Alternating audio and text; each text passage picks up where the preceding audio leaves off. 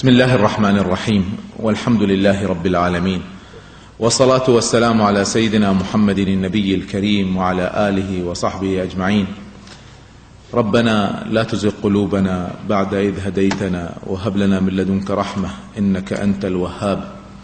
اللهم أرنا الحق حقا وارزقنا اتباعه وأرنا الباطل باطلا وارزقنا اجتنابه. وبعد.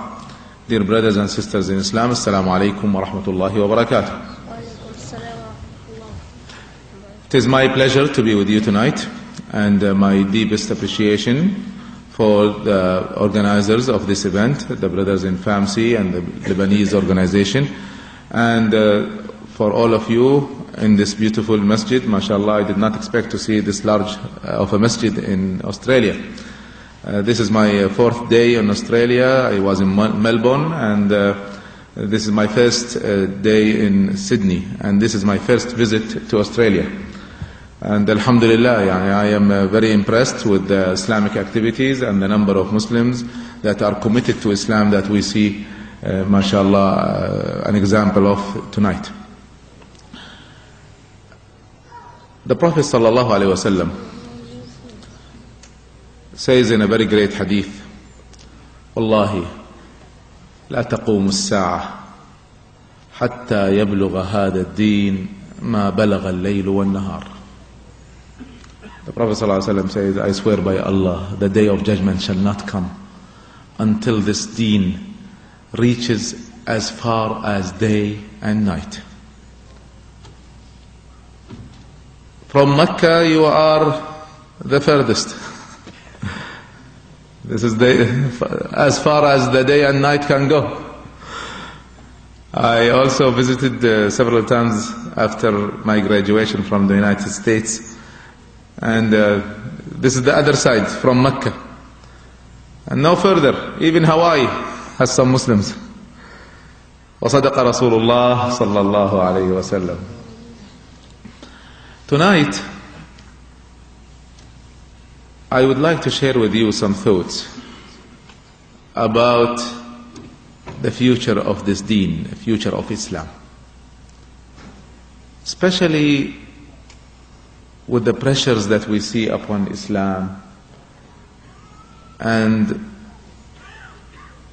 the events of September 11 and what Muslims have faced everywhere, including in this continent, after that event.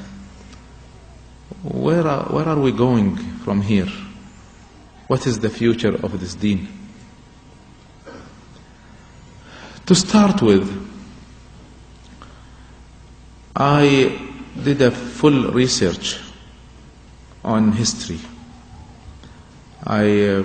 Besides my PhD in petroleum engineering and my minor in management, one of the things that I love besides Sharia is history.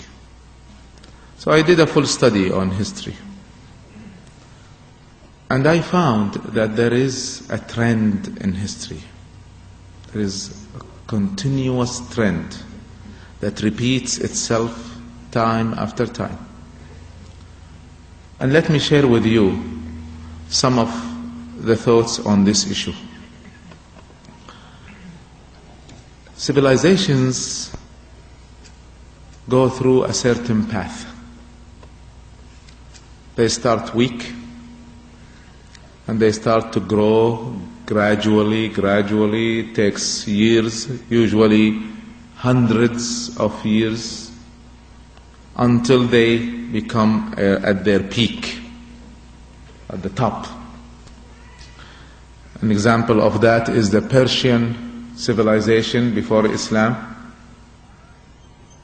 Started weak, gradually grew until it peaked 2,000 years after that. The Byzantines, the Romans, took about 1,200 years of gradual growth until they peaked. And you see this in many civilizations. But what many people did not recognize is that when civilizations collapse, They collapsed so quickly. And let me give some examples. Let's take the Persians. We said 2,000 years of growth until they reached the top of the world. They were the highest in civilization, competing only with the Romans. The lands that they controlled was so huge, extending from India to Turkey to Iraq, part of the Arab world, part of the Arab Peninsula were their allies, and their capital was Al-Madain in Al-Iraq. Huge. Military speaking, the most powerful army in the world. In each battle that they face the Muslims, their armies are usually 250, 300, 350,000. And we're talking 1400 years ago. 1400 years ago. These numbers are huge today. How many armies in the world today have these numbers? And this is not the whole army, this is only a sector of their army, part of their army. That's how huge they were. Very strong civilization. Military equipment, they had the best fighters and the best equipment in the world. They used the technology that was not only Persian, but also Roman and Indian.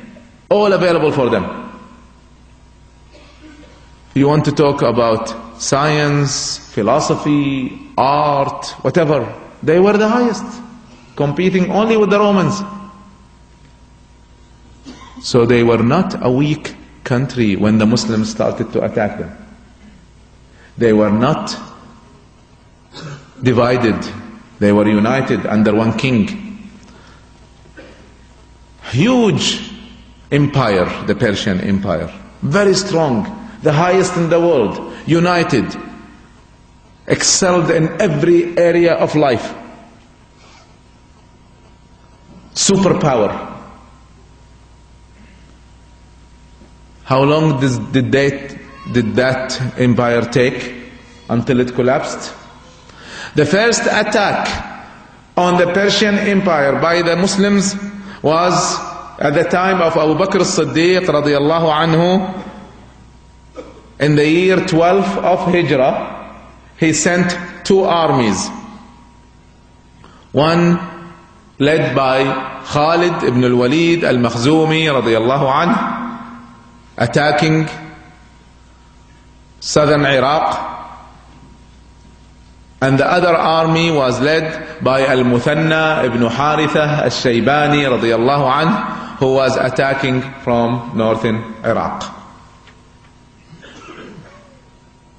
The attack of both armies started on the year 12 of Hijrah. Khalid ibn al-Walid radiyallahu anhu swept through southern Iraq in the direction of the capital, Al-Madain. Al-Muthanna ibn Haritha could not move. He was faced with a very strong resistance.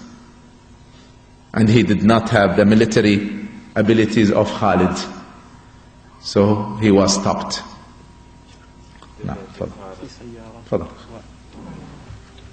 Dear brothers, there's a car, number plate AJI 84U. It's a Ford station wagon. Could you please remove your car because you're blocking 5 other cars?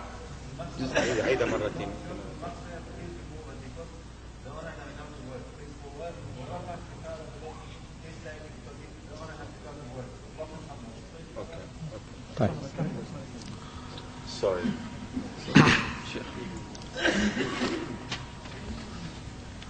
Khalid ibn al-Walid radiyallahu anhu continued moving north. Al-Muthanna ibn Haritha was stationed, could not move south. He was faced with a huge resistance.